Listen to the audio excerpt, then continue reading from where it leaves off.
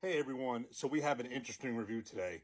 If you recall, I recently did a review of the brand new Larceny Barrel Proof Batch A124 at 124.2 proof.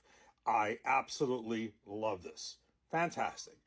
If you also recall in that same video, I mentioned that I was less than a fan of the Larceny Small Batch at 92 proof, which I have reviewed on here before. And basically, I've gone through mixed kind of feelings about it. But my last feeling about it, and the description is kind of funny, was that I kind of felt like it tastes like sand. That was kind of my description of it. And I kind of said that it's just ironic because here it is that I felt one way about the small batch, but yet the barrel proof expression I absolutely loved. And I had a different one in Jack Rose. I had the B523, and that might have even been better. I absolutely loved these barrel proofs. The small batch, I just felt differently about.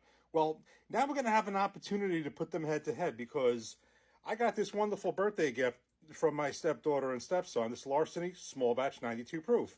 And I actually am thrilled about this because I actually want to put these two together. Obviously, I'm not doing this blind. This is going to blow the roof off the proof of this one.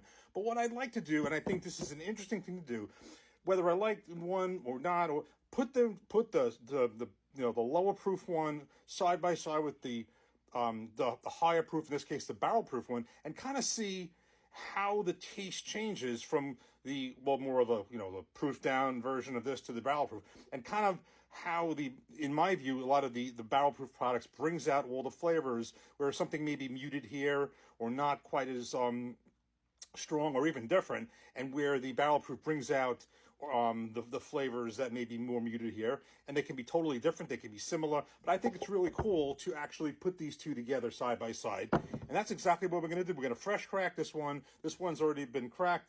We are really holding on to this one because I have other experiments I want to do with this, but this is phenomenal, and let's just actually see side by side how they compare.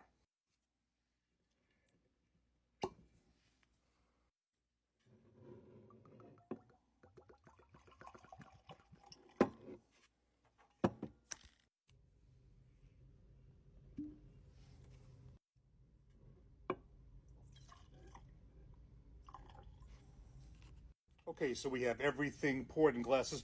Couple of quick things before we get started. First of all, when they gave me this bottle, it was wrapped in your typical wrapping paper you wrap a bottle in, and I was kind of impressed by this, but I was able to guess what this was. I just basically felt the bottle.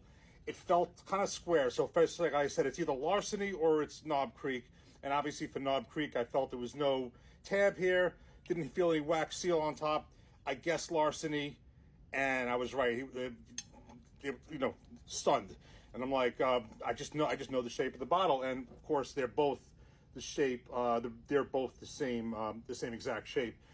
It is a nice shaped bottle, no doubt. I love the lock, over here. So it's kind of cool. But I did guess the bottle before I ever even took it out of the wrapping paper. Another thing, just for clarity's sake, it's the same mash bill for both of these. It's even though it's not officially disclosed, basically it is known. It's 68% corn, 20% wheat, and 12% malted barley. The barrel proof is aged 6 to 8 years. There is no official age statement for the small batch. It may be slightly less. I don't know.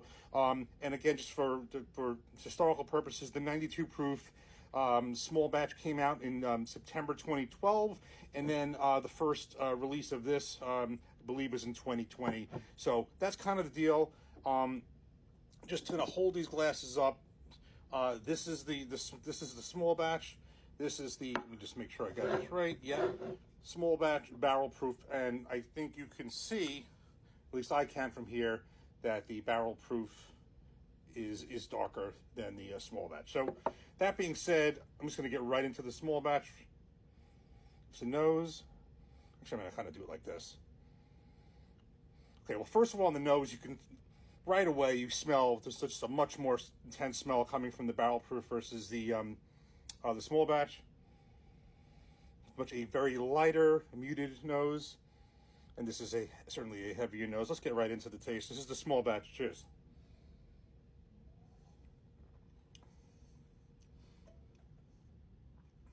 Yeah, it's just I know I described it as sand. You can clearly see it's a wheated bourbon. Has some, let me just see something. There's some muted cinnamon notes, but basically kind of basic. I just want to kind of get right into this one. Oh, it's just an explosion of flavor. You can clearly taste the difference when it's kind of like this, but when you have them side by side, I could say this is certainly just a flavor explosion version of this. This is just a muted version of it.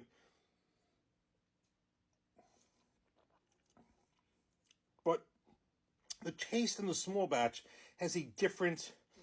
There's just an off taste in it. I described it as sand. Maybe that wasn't the, it's funny. You taste it different times. You think of it differently. There's just an off taste to I think sometimes when the product is proof down, I do think, and I found this also very, very much so with the Old Forester. Didn't like the 100 proof and like the single barrel and the other expressions very much. 1792 small batch, same thing. There are some of the small batch products versus the higher proof, full proof, or in this case, barrel proof. It's just a different product. Completely different. It's just a completely different pour. I mean, so you look at it, 92 proof. You have 124.2 proof here.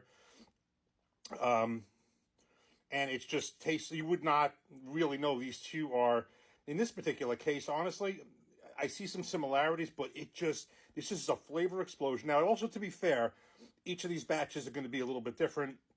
So maybe there's a batch that might seem more similar to this in terms of, not in terms of the proof, but where the flavors match a little bit more. This is just completely a different profile. So it's an example where just because you may not like or may not be as sure with the small batch version, the barrel proof versions, I have found this in almost every case of these examples. Certainly 1792, Old Forester, right here with Larceny.